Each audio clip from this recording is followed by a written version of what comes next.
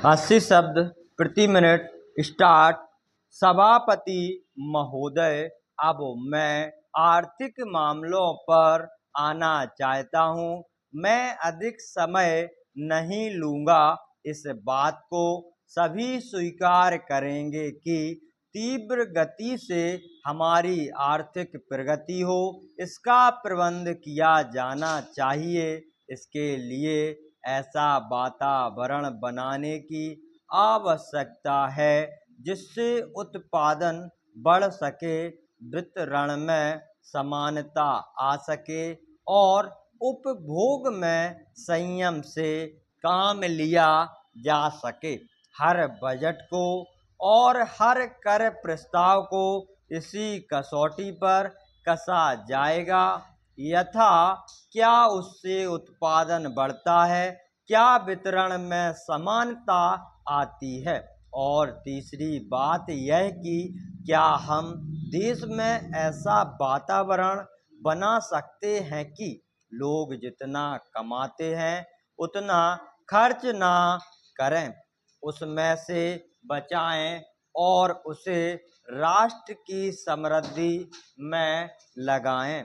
अगर इस कसौटी पर सरकार की आर्थिक नीतियां कसी जाएं तो मुझे लगता है कि उनमें पर्याप्त सुधार की गुंजाइश है।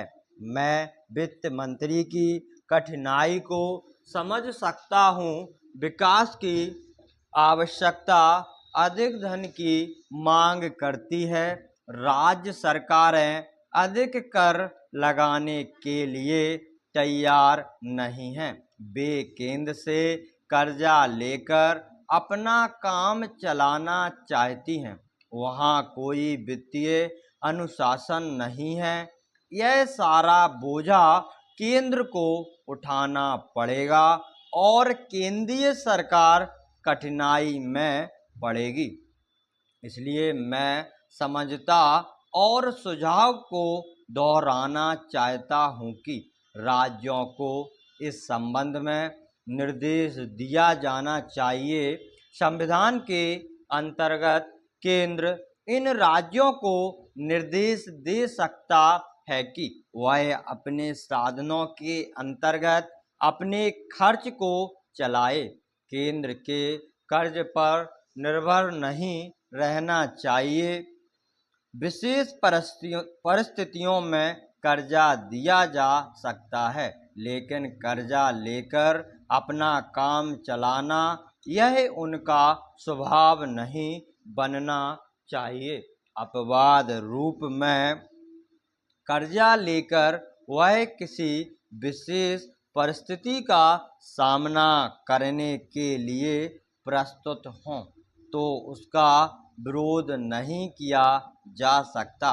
दूसरी बात यह है कि देश में सादगी और संपत्ति को उड़ाने के बजाय उसे उत्पादक कार्यों में लगाने का वातावरण बनाना चाहिए।